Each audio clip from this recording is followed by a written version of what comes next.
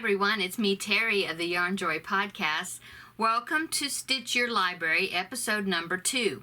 Okay, so a little bit about this series, if you're just joining me today and you haven't seen the last episode. I am doing a collaboration along with Rebecca of Yarn and Pajamas here on YouTube, and I will link her channel below in the description box. We got together and decided to start this collaboration, and we invite anybody that would like to join us to please do. I think it's going to be a fun time.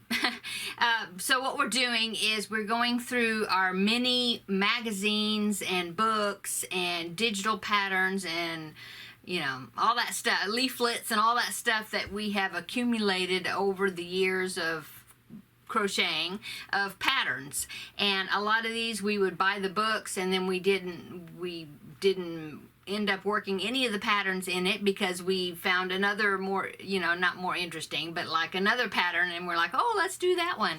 And so you just kind of move on to the next, and then you forget, oh, I bought this book and there was like 10 patterns in there I wanted to make and I never made them. And so this Stitch Your Library is a way of going back and revisiting some of these magazines and books and things that we have purchased in the past and go ahead and do something in them. So I picked out, I have several magazines. I have a subscription to Crochet World magazine, and that's the main one right now. Over the years I've had other subscriptions, but right now that's the one I'm getting. And of course, like I said, I have many books and things, but I decided just to grab a few magazines, and so out of my magazine holders I have down here in my little cubby over here, and I picked out three patterns in 3 different magazines of Crochet World, and I couldn't decide which one I wanted to use as my first project. So for this first project, I went over to my Facebook group and I posted the 3 pictures of these, 3 projects, to ask for people to vote on them, so that way I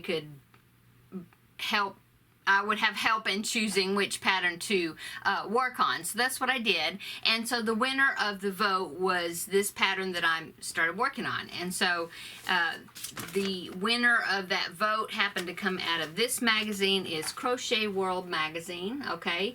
And the issue is from October of 2018, okay?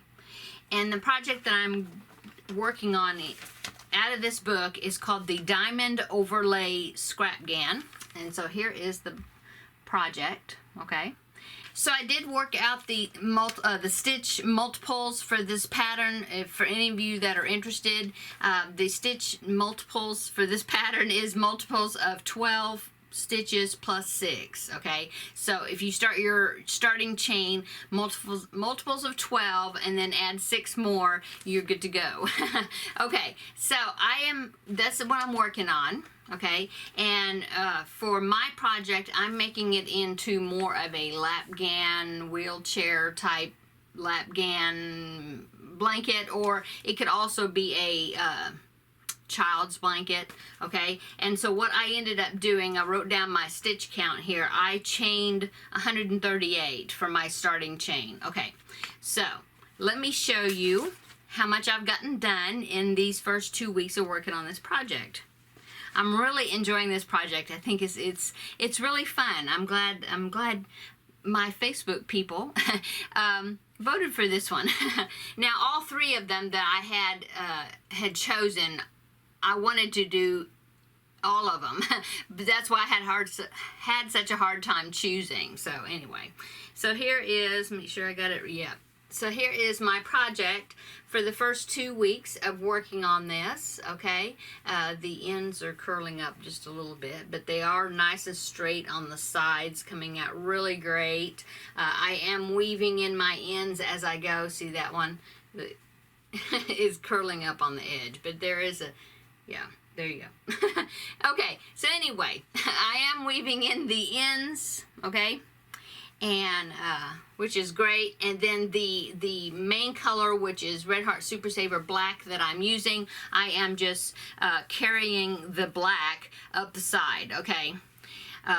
Because at the end there will be a black border that will go down the edge and that will cover up where I carried the yarn up. Okay, so the colors that I'm picking out are just, well, some of them are scrap balls that I have. I know last episode I showed you my containers of scrap balls that I have, and so I am picking from those. And also from some of my skeins back in the back, some of my partial skeins. And what I am doing is I'm picking out bright colors. I had these really super bright colors that I had gotten, I think, let's see, don't have that one in here yet, but I know this bright orange right here came from a really neon bright orange color that I had, and I didn't know, I think it might have, I'm trying to remember where that one came from.